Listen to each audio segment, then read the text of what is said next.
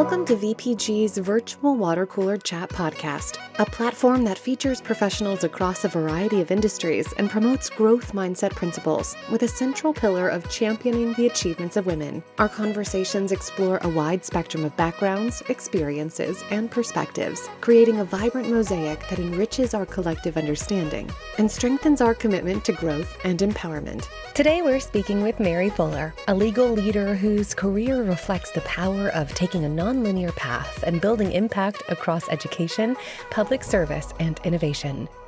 Currently the Dean of Lincoln Law School of San Jose, Mary leads an institution committed to making legal education more accessible for working adults, first-generation students, and communities historically underrepresented in the legal profession. Before stepping into higher education leadership, she served as Regional Director of the U.S. Patent and Trademark Office's Western Regional Office. Across her career, Mary has consistently focused on strengthening institutions, aligning mission with real-world outcomes, and expanding opportunity through thoughtful leadership. In addition to speaking with VPG founder Ashley Chung, Mary is speaking with guest interviewer Sarah Foley, a leader, a member, and a strong supporter of ADAPT Legal. Sarah founded Foley IP Law in 2023 and leads a team of experienced attorneys and legal professionals with expertise in domestic and international intellectual property law, corporate transactions, and portfolio management. Sarah's team is committed to lifelong learning and growth, both personally and professionally. Together, they harness a spirit of curiosity to stay current on the latest industry best practices and deliver cutting-edge counsel to our clients. Let's get started. Well, good afternoon, ladies, and happy Women's History Month. Yeah, happy Women's History Month. Woohoo! All the women's here talking. Yeah. So, Mary Fuller, thank you so much. And I've met you in person at various conferences, USPTO, as well as Unified Patents conferences. And now you have a really interesting role that I am dying to find out. And so, welcome. Thank you. I feel welcome. And then we also have this special collab with Sarah Foley, who is an incredible woman founder of Foley IP Law. I believe that Sarah's in Texas, right? That's right. Okay. So Sarah and I met each other from ADAPT Legal Communications Committee, and we were working on stories. And I was like, I made some suggestions of people that should be featured, and your name came up. So I was like, Sarah, would you like to be part of the podcast? She was like, I've never done this before. Well, there's always the first time. So on that note, I want to welcome Sarah too. Thank you for having me. I'm excited for my first podcast. Yes, we are going to be talking about the power of non-linear career. So this podcast is going to be separated into two parts, actually three parts maybe. The portions that I'm going to be, taking on is learning about Mary's non-linear career and also like some of the background story that make her so interesting. And then your section is going to be on questions that would be helpful for ADAPT Legal to kind of tell that wonderful story, especially on mentorship and anything that you wanted to ask. So how does that sound? Sounds great. Okay, great. So on that note, me go ahead and start the first part. Mary, are you ready? I'm ready. Are you ready, Ashley? I'm born ready. Okay, so we're both born ready. Go. Okay. So, first thing first, do you mind sharing your journey and who is Mary Fuller? I love that question because, when people look at my resume, they see this nonlinear career. They're like engineer, patent attorney, litigation director, government executive, and now dean. But, as I was going through it, it didn't feel nonlinear while I was living it. I have to say, it felt like responding to what was in front of me. By the time I was 10, my mother was raising 3 children on her own. We moved frequently, and I grew up in the greater Phoenix area, and we moved a lot because we were low income and we couldn't afford to stay where we were. So moving schools became really normal. What didn't feel stable were friendships or geography because we moved a lot and my friends changed all the time, right? So I had to do something to make myself feel good. I gravitated towards something I could control, and that something was school. Yeah, so while I was going through it, I decided, at least I probably didn't know I was making a decision, but it's clear when you look back that I was making a decision. What I decided to do was to become one of the strongest students in any class I entered. So I didn't analyze it that way at the time. I just kept rolling along. While I was in high school, I had the opportunity to enroll in a vocational school and study electronics. That was interesting, and that sort of started propelling me. It was a hands-on thing where you're reading schematics, troubleshooting circuits, fixing TVs, learning to work methodically. That training, so this is all this nonlinear thing, right? That allowed me to get a job at this company called Solid State Devices before I was 18. And what they did was they tested railroad crossing flashers and those monitors in intersections that make sure that you don't have 4 green lights going the same way. You always have this, you might not notice it, but there's a little pause between the green lights and the red lights to make sure the intersections are cleared. So I worked at this company. Those monitors prevent collisions. And even then, I'm 17 and I understand at that point, work matters and school matters, right? So after that, I went to Sperry Avionics, where I tested autopilots for private jets and stabilization augmentation computers, we called them STABOGs, for helicopters. By then, I'd been in night school for a number of years. I didn't have my associate's degree yet. I was single at the time, of course I was, doing all this crazy stuff. I was really proud at the time of being, 17, 18 at this point. Now I'm 18, and I owned a single wide trailer on a double wide lot. I thought I was the queen. It had problems, but it was mine, and I thought I'm never going to rent. So now Sperry started struggling at some point, and my hours got cut. And at that point, I was still responsible for this trailer that I was so proud of, the payments and the lot rent. I was already cutting back on food. I remember doing all this math in my head and thinking, how long can I stretch this? What do I have to pay for? What's okay if it gets turned off? I really didn't tell anybody how stressed out I was. I just kept rolling along like before. Eventually what happened was Sperry had a layoff. Mm-hmm. And after a time, they recalled me. But just after the layoff, I was picked up for temporary work at Digital Equipment Corporation. And while I was there, I started troubleshooting power supplies down to the component level. So if something failed, you didn't replace everything, you just fixed it. And that's what I was doing. I was still at night school. All right, so for 6 years, I worked full-time during the day and attended Glendale Community College at night. And finally, I earned my associate's degree in electronic technology. Life during the day was unpredictable because you have all these layoffs, bills, limited social opportunities. But if you think back to my growing up, everything was unpredictable and I was kind of used to unpredictable. But what was that steady thing? School. I just kept going to school. So, life's never just one thing. You compartmentalize, you balance, and then you just carry stress kind of quietly and keep showing up. So looking back, I can see that I was learning to troubleshoot life in the same way I was troubleshooting circuits, I think. Figure out what's that analogy. Right? You figure out what's broken, fix what you can, keep building. Well, you want to hear my troubleshooting life? Yeah, tell me about yours. I want that.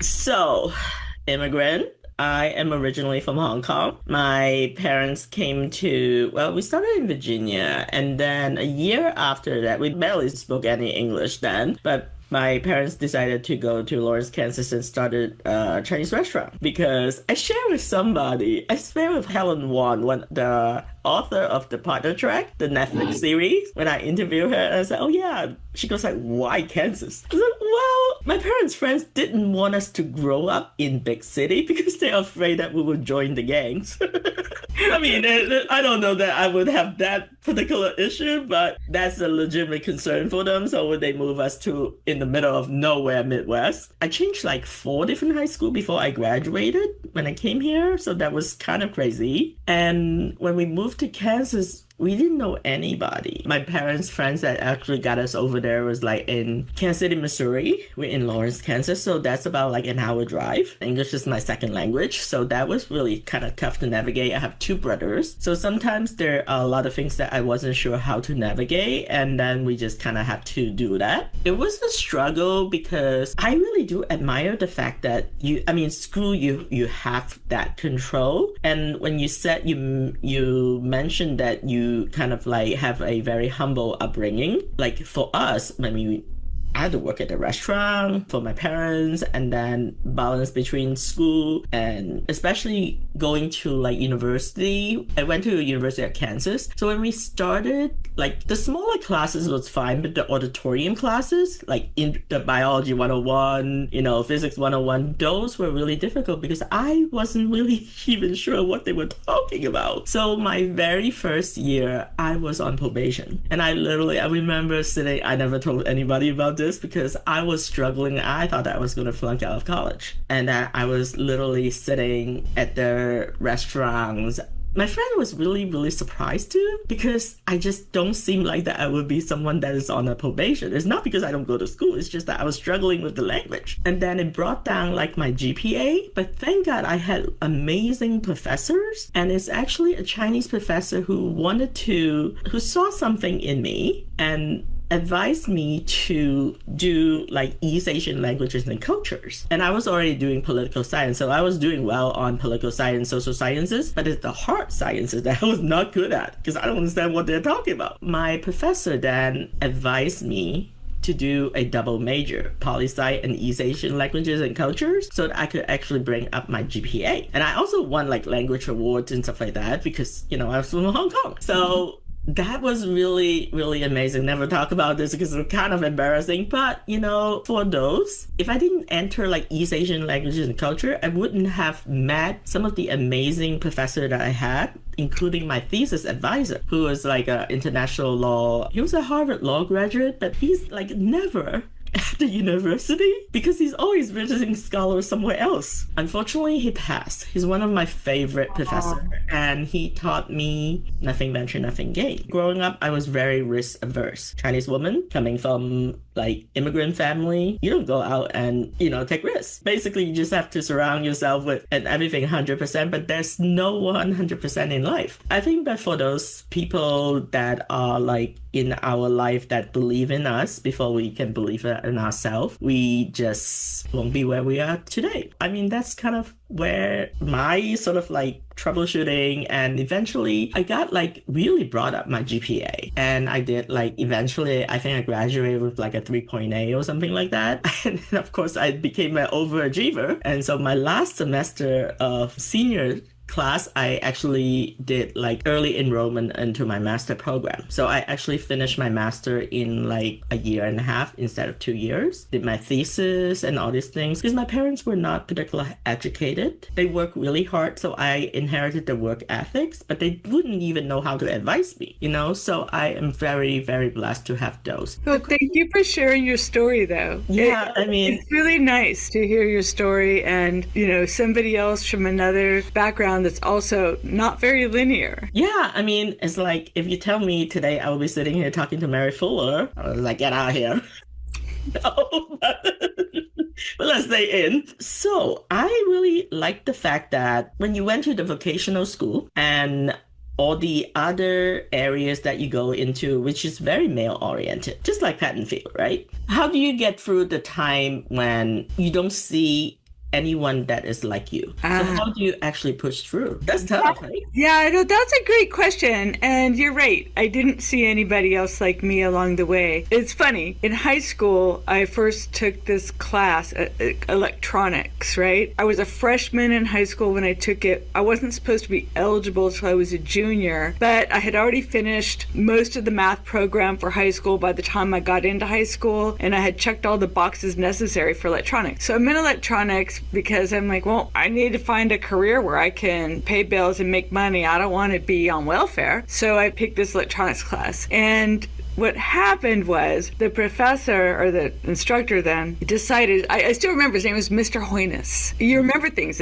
You remember how people made you feel. And he made me feel small. I came in and I was small too. I came in and I was, of course, the only girl, the first girl he'd ever had. And he let everyone in the class know that freshmen weren't allowed and girls definitely weren't allowed. And he was really rough on me. I started fighting back right away, making him go talk to the school counselors with me. And I think that I got so determined to move down this path that in my mind was going to make sure that I had a job and could pay bills and wouldn't be hungry, that I didn't really look around to notice there were no other girls with me, right? Except when someone like Mr. Hoynes told me. It didn't occur to me to be discouraged by that. I could see that there was an opportunity for me and I was going to go forward, and I just didn't get discouraged by it. I don't have a good reason why I didn't, but I just didn't get discouraged. I mean, that's in your bones.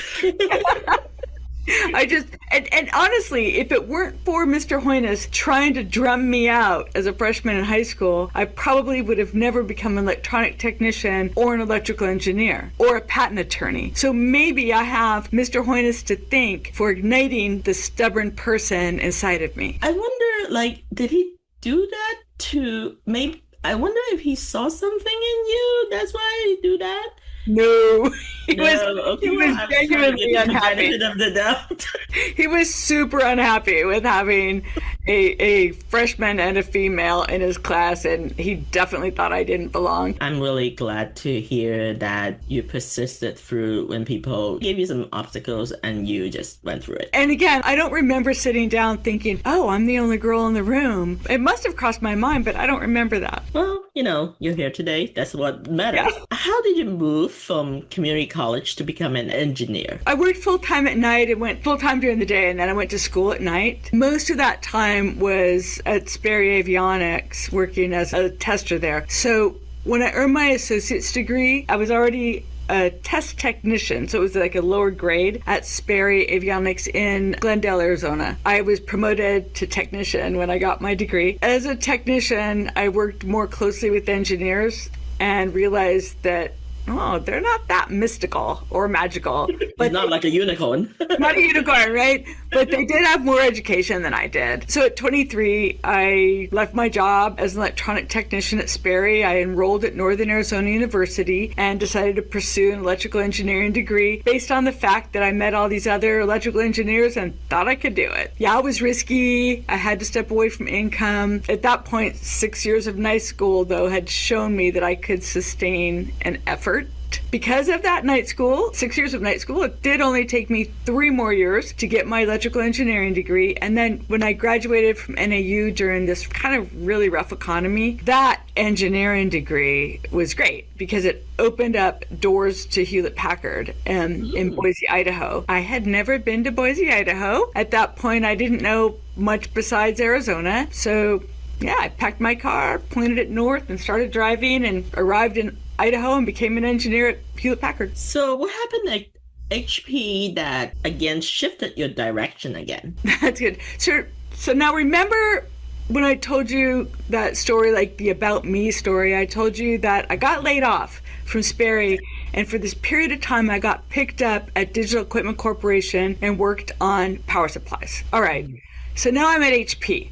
And HP encourages engineers, probably at that time anyway, encouraged their engineers and probably any employee to use up to 20% of their time, so that's up to 1 day a week, to explore new areas. And I was meeting these other people and I began designing power supply solutions that were capable of managing the problems of the day that related to power supplies. I designed this kind of very special adapter circuit, and at that time, international supplier evaluations. So what happened is I ended up coming up with this design. Other HP divisions thought that was a pretty good design and they could use it too to kind of bridge over the changes that were necessary in power supplies at the time. And because other divisions wanted to use it, I got to go on, I think it was 6 different trips where we were sourcing power supplies from international suppliers. So these international supplier evaluations exposed me to 6 different patent attorneys on the way. And I was curious about them. And I started talking to each of them about their careers and asked them if they liked it. And each of them said, yes, I love being a patent attorney. And they told me they would choose this job over again. You know, if they had it to do over again, they would do it over again. again. And what they really all liked about it was it never became repetitive. And at that point, what you probably kind of just heard me say was people were asking me to design that same power supply, maybe with a little bit of change over and over, and that was repetitive, and I was getting bored already. So I realized that I loved learning more than repeating, and that insight led me to law school. I see, because, I actually interviewed several women engineers that leave engineer as a profession to go into law school because of the redundancy. So thank you. On that note, I'm going to pass this on to Sarah so that she could have her part. So Mary, the story's been fascinating so far. I've enjoyed getting to know your background and your journey. One of the things I'm hearing in your journey, though, is that you first became aware of IP, intellectual property, while you were already working as an engineer. And in fact, it sounds like when you were already an inventor, because you had developed something new, you got exposed to IP. So from your perspective, what does meaningful access to IP education look like in practice? And do you have thoughts on how we should expand that? Yeah, so when I first learned about intellectual property, you're right, I was already an engineer. No one had explained it to me earlier. It felt kind of accidental when I was meeting these patent attorneys on international sourcing trips with Hewlett-Packard. Meaningful access to IP education would mean that it's not accidental, right? It means that students in community colleges, engineering programs, business programs, and even vocational settings, they're introduced to the idea that protecting ideas is itself a career path. It means that innovators understand clearly that their ideas have value and can be protected. You're right, I stumbled into it, but it would be better if it was intentional. To me, access and practice looks like clear pathways, not hidden ones, exposure to IP as a profession before law school, and affordable educational options. Also, mentorship. I think mentorship's really important, and mentorship that demystifies the field of intellectual property is really important. Not that engineering is the end-all be-all and the only place that you get inventors from, but many inventors will come from engineering backgrounds. So being exposed to the idea that your great ideas might be patentable ideas well in an engineering program would be another great way to expose people, and especially young people, to the idea that their ideas might be avenue to revenue at the end of the day. Well, I think it's important just to say IP is powerful, right? Because it sits at that intersection of creativity and commerce. But if only people with proximity or privilege know about it, then that system sort of narrows itself. Expanding access, not lowering standards, is really the way to go. It widens awareness. I guess I would say finally, when people understand that their technical or creative skill can translate into protecting innovation, the entire ecosystem becomes stronger. Absolutely. And we get better and more creative, the more perspective and thought and people that are involved. So you, like you mentioned, you were exposed to it, you were an inventor, you got to then speak with patent attorneys, and that insight of this love of learning plus what you could do with your degree and law led you to law school, and you went to Notre Dame. Why Notre Dame? Yeah. It's a great question. At that time, I didn't know that schools, including law schools, were ranked. What I did know was that I wanted to go to a law school that people had heard of. Also, around that time, as comical as it sounds, I had watched the movie Rudy, and I connected somehow with Rudy. So if you've never watched Rudy, go watch Rudy. It's going to make you feel great. I think that at that time, I was searching for belonging, not prestige, but belonging. Growing up, moving more frequently, I built competence. I was smart, a smart kid, but belonging felt different, and Notre Dame felt like something that would be enduring. I was attracted by the idea of tradition. So you go to law school, but you are still connected to HP during your law school career, if I understand correctly. So what happens next? HP was great. They allowed me to take an educational leave of absence during the school year and come back during summers and holidays. So I would go to school to Notre Dame during the academic year, and then, return during summers and holidays and get experience working. The first summer, which is your 1L year, I interned at in the HP law office in Boise, learning how to draft patent applications. And then when my engineer friends went on vacation, I covered for them on the factory floor. That dual role was really good, and it mattered. I was still an engineer, but I was becoming a lawyer. I think being able to go back and cover on the factory floor made me feel confident and competent because at that time, drafting patent applications didn't necessarily feel that way. That was learning and hard. The second summer, I interned at a law firm called Penny and Edmonds, which at that time was the oldest and largest patent boutique in the world, and it was also HP's primary outside IP counsel. And during that summer, I worked only on HP stuff, by the way, and HP paid my salary while I was there. So after graduation, I ended up with a choice. I could either return in-house to HP or I could go to Penny. I assumed in my head that I would go back to HP. It was familiar, it was stable, it was where I'd grown up professionally. At HP, I had a mentor, Bill McAllister, and he was an important mentor to me at HP. It turns out at the end of the day, he strongly encouraged me to go to Penny. The funny thing about that is, and I'll be honest, my feelings were really hurt. I felt like he was pushing me out of the nest. I remember thinking, why don't they want me back? What's wrong with me, right? Isn't that funny? What I didn't understand at the time was that Bill was really advocating for my professional growth. He knew that going to Penny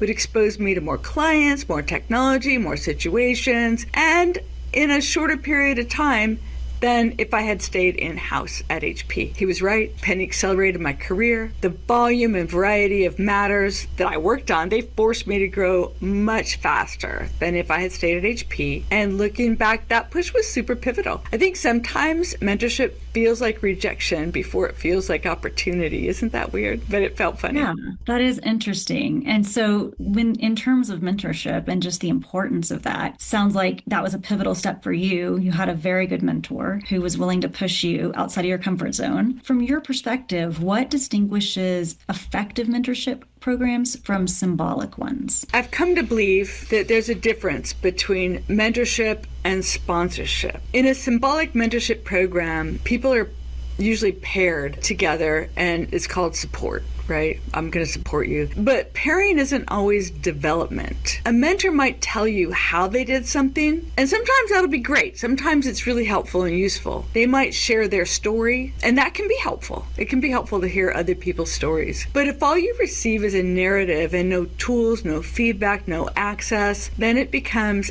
aspirational instead of actionable, right?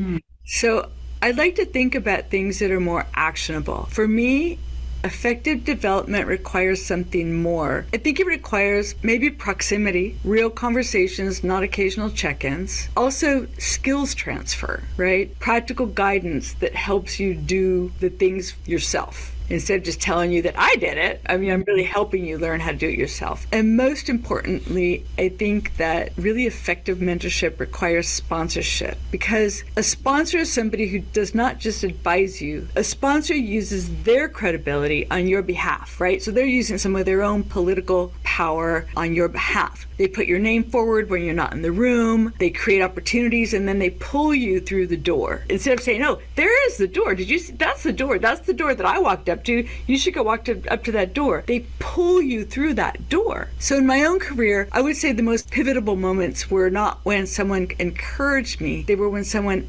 advocated for me. So for me, yeah, mentorship feels supportive. Sponsorship changes trajectory. That's excellent. And I love the actionable versus aspirational too. Such a good point. Well, at this point, I think I will turn it back over to Ashley. Thanks for talking with me, Mary. Yeah, thanks for asking. Fascinating question. I could just sit there and watch.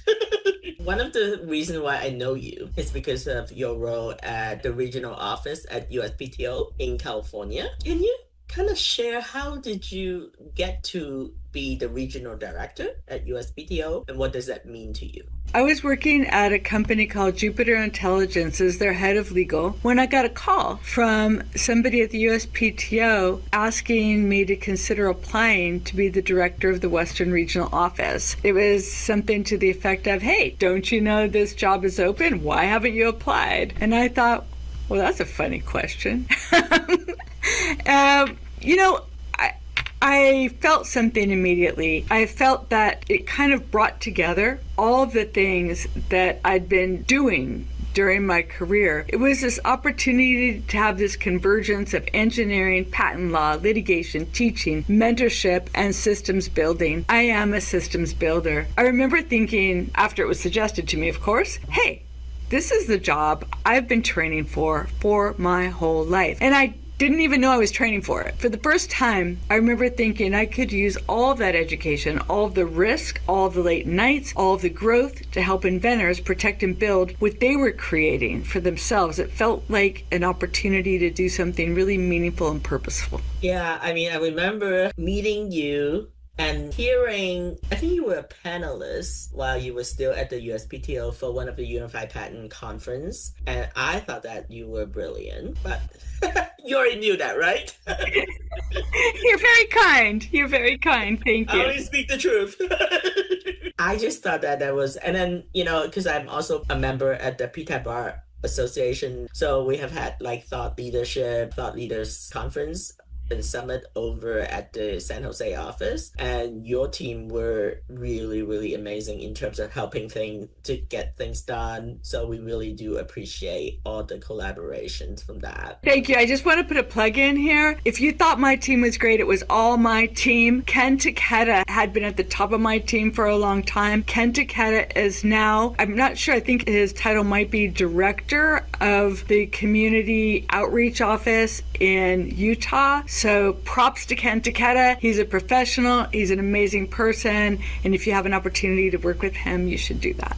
I actually met him at the summit. He's amazing. Awesome. He's amazing. Awesome. Yeah. Yeah. So now let's talk about Lincoln School of Law, San Jose. How did you go from USPTO now to be the dean? It was another thing. Talk about the nonlinear here. Yeah, somebody called me, as you can imagine. I mean, that's really what happens, right? Someone called and they said, hey, here's an opportunity. And I thought, wait, do you know who you called? Did you mean to call me? Because I work at the patent office and you're talking to me about being the dean of a law school. But of course, once I started really thinking about it, I was captivated by it and driven to it. I have to say that I know it sounds different and nonlinear. That's a part of who I am. But when you look at all the skills that I've built over time, all of them are being employed here. This does not feel like a pivot to me. It feels like a real calling. Lincoln Law School, who is Lincoln Law School? So Lincoln Law School was founded in 1919 by a couple, the Lickeys, and they founded it just after World War I for non-traditional students and working people. It's always been a night school. It's California's oldest private law school. Today, still, Lincoln Law School is an evening law school that serves working adults and non-traditional students. So when I look at our students, I do not see abstractions. I see people balancing work, family, bills, exhaustion, ambition. I understand what it's like to go to 6 years of night school inside an unpredictable life. I understand being proud of small victories, like a trailer on a double-wide lot, for example. I also understand that quiet math in your head, wondering if I can afford all of this and do everything, and compartmentalizing stress and still showing up. I know this is a struggle. I see it on our students' faces all the time. They work all day, they have families, they have obligations, and they're still coming and showing up for law school. Today, it's such a privilege. My role is building opportunity and belonging for people who are still in the middle of their nonlinear paths. It's just a privilege. I don't know what else to say. I just think that was really inspirational of what you did. And because I suspect that there are a lot of other choices. You could go back to private law. You could do a lot of other things. Probably make a whole lot more money. Right? That's true. That's true. But sometimes, I hate to say that money is great. It buys you things, but it doesn't always buy you fulfillment. And I think that is really what makes this whole transition from USPTO to the law school. When you first announced this on LinkedIn, I was like, let me look up, what is this Lincoln School of Law, right? So you already helped them with visibility. I mean, not that, I guess maybe not that they really need it, but every visibility helps. Can you also talk a little bit about through line? The through line of this nonlinear career? That's a great question. I mean, I think when I boil it down, my through line is dignity. Dignity in work, dignity in that steady progress, even when you don't know where it's going to go, dignity and steady progress. And it's showing up when no one else is there applauding you, that dignity in showing up and showing up for yourself. Yeah, my path wasn't straight. Some moves were intentional. Some were total reactions. Some felt like risks. Some felt like survival. But at the end of the day, you have to say that you look back on your own path that you told us about at the beginning. None of it was wasted. Everything you experienced made you who you are today and helped you see what you can do to help other people today. And you're doing that through your podcast. Just one way. I know you have 5 other jobs, but you're helping people all the time, right? So looking back for me, stability wasn't staying in one place. It was building skills and character that traveled with me. They traveled with me from a trailer on a double wide lot, to night school classrooms, to a factory floor, to law firms, to boardrooms. But if someone who's listening to this is in the middle of it, and they're in the middle of their journey, balancing work and school and doing that quiet math in their head, wondering if they're going to keep the lights on or eat, or wondering if slow progress counts towards something, I would say yes. All progress counts. Even if someone looking in from the outside doesn't understand your progress or isn't impressed by it, nothing you learn is ever wasted. And even when you can't yet see the pattern yourself, you are moving forward. Keep moving forward. Really just have faith in yourself and don't listen to the noise. I love that. I mean, because this is the 6 years I'm in my business. The first couple of years, it was a lot of adjusting because I used to be such a people pleaser. And sometimes, I mean, we are in the IP space and the patent space. I was in litigation the entire time. You know, sometimes it's like people are, especially under stress, they don't necessarily have time to be nice. Right? You got a deadline and you have all these things that need to be done. So sometimes messages come out not necessarily the nicest thing. If you sort of like, I won't accept that. And then it was like, stop being so sensitive. I've heard all that. And so I just thought that it was really interesting going from, I love all the stories that you have. And I think that what you said just now is so important. It's like wherever your journey is, it's not really the end, it's just at a different point. Having really big trust in yourself or surround yourself with people who believe in you, that can mentor you or sponsor you. I love how you were talking to Sarah about like that you basically have to pull someone through instead of like pointing to the door, because sometimes they don't know, especially the younger generation. I was like, what do I do? So one of the things that the 5 other jobs that I do is that I didn't know that I like it before, because it was like, oh God, this is so annoying. I don't have time for this. And then so when people asking me questions, I actually used to be, when I was at a firm, I'm a Gen X. I was mostly supervising people in the millennials, and now it's a Gen Zer. So that's a lot of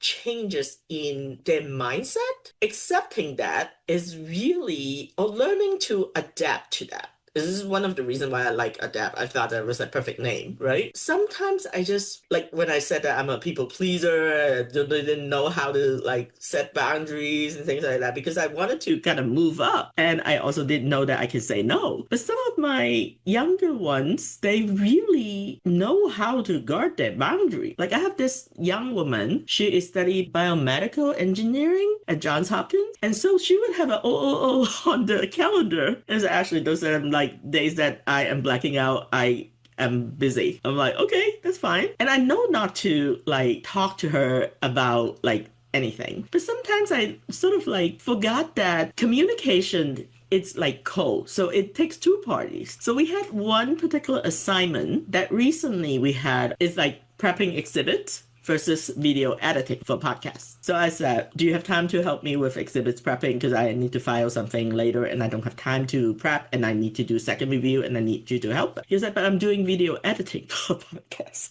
which is someone else on my team that handles it, like in terms of the supervising. So I was like, what? Where's the priorities? But then I like stopped myself. It was like classic paralegal interview questions. When you have 2 partners telling you to do the same thing and there's a deadline, it's not for the person to duke it out. So I then went back and asked her, I said that, well, one has a priority because it has a deadline. The other one has a deadline, but it doesn't pay and it's coming out of my pocket. So here's the priority. Do you want me to talk to the other supervisor? This is also my team. I'm also the person's boss. So I said, do you want me to do that? She was like, no, I'll ask. So she sent an email and copied me, and then both came back. So I later had the question, a meeting with the other supervisor. She was like, you know what? I really like the fact that you just didn't pull her off, ask her to tell me. I was like, yeah, I wouldn't want to upset you. I have to also respect that I also gave you the job. So, it's communications. So I just thought that it was like really, really good. I found that very, very exciting to be able to have some of this young women, young men to basically doing their things, and then they still come back. And one of them just recently reached out to me, and she kind of didn't tell me what she wanted, but she wanted to have a meet up. And I said, oh, okay. So we chatted. And then after that, I was like, so now we had the chit chat. Do you want to tell me why are we here today? You must have a question. So just, you know me long enough that you could just speak up, right? So she told me, and she was like, do you think that you could introduce me to some people? Blah, blah, blah. I'm like, yeah, no problem. And I said, what kind of law do you want to get into? So I can actually introduce you to the people, and gave her advice. So that was really amazing. And then I just thought that, like when I said that money is important because we have to pay bills, and not saying that I'm not a saint here. I think like most of my very proud moment is when the kids come back. I call them kids because I treat them as my kids. I don't have any children. I just thought that it was amazing that they felt so comfortable coming back to me and say, hey, actually, guess what? I just got into the summer associate program of this particular law firm, and I have you to thank for. I'm like, no, you have you to thank for, but thank you for giving me credit. No, you took them to the door and pulled them through. Yeah, I really pulled them. So you pulled them to the door.